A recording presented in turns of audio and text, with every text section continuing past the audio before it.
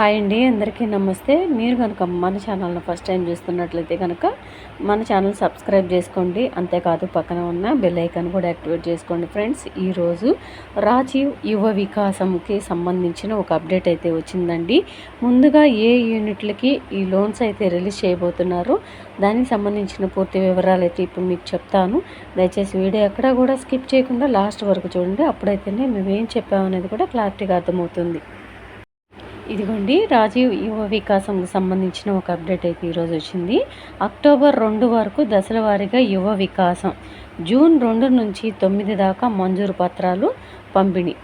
Deputy CM బట్టి విక్రమార్క 10 నుంచి 15వ తేదీ వరకు శిక్షణా కార్యక్రమాలు, ఆ తర్వాత యూనిట్ల గ్రౌండింగ్.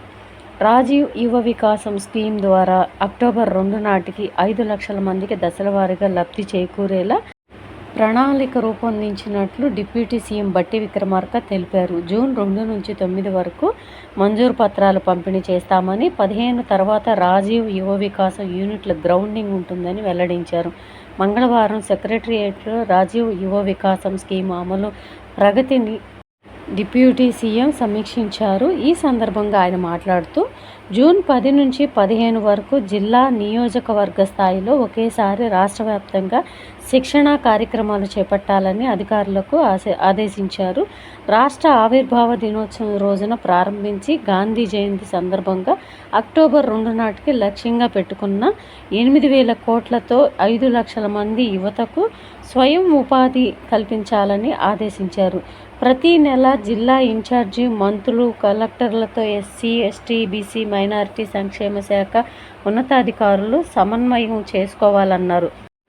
రాజీవ్ యువ వికాసంలో పట్టణ ప్రాంతాల్లోని యువత గిగ్ వర్కర్లుగా ఉపాధి పొందేందుకు ద్విచక్ర వాహనాల కొనుగోలుకు అవకాశం ఇవ్వాలని అధికారులను డిప్యూటీ సీఎం ఆదేశించారు. సంక్షేమ శాఖల కార్పొరేషన్ చైర్మన్ల వద్దకు వచ్చిన దరఖాస్తులన్నింటినీ పరిశీలించి సంబంధిత జిల్లా కలెక్టర్లకు పంపేలా చర్యలు చేపట్టాలన్నారు.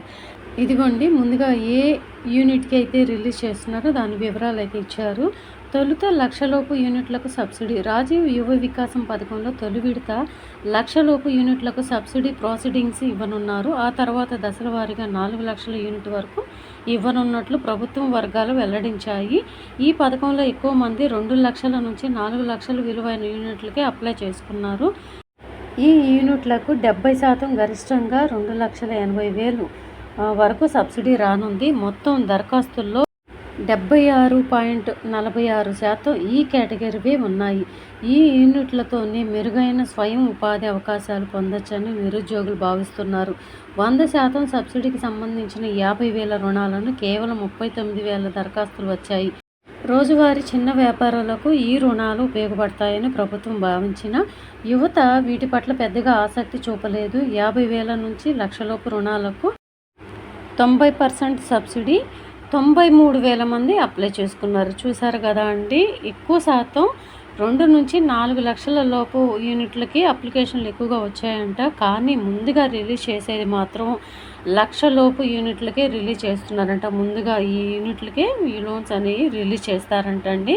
మిగతావి అక్టోబర్ 2 లోపల విడతల వారీగా రిలీజ్ చేస్తూ వెళ్తారంట.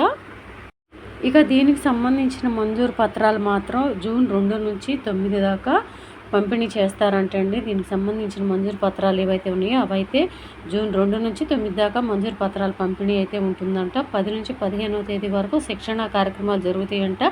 ఆ తర్వాత యూనిట్ల గ్రౌండింగ్ అనేది చేస్తారంట అండి.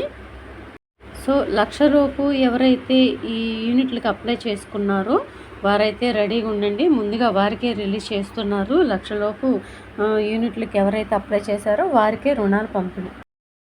అంటే ముందుగా 1,00,000 లోపు ఎవరైతే అప్లై చేసుకున్నారో యూనిట్లకి వాళ్ళకే ముందుగా రిలీజ్ చేస్తారంట. దాని తర్వాత 1 నుంచి 2, 2 నుంచి 4 అట్లా రిలీజ్ చేస్తూ వెళ్తారంట అండి.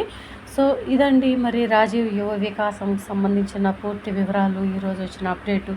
ఈ అప్డేట్ కనుక మీకు నచ్చినట్లయితే మీ ఫ్రెండ్స్లో, ఫ్యామిలీ మెంబర్స్లో దయచేసి అందరికీ షేర్ చేయండి.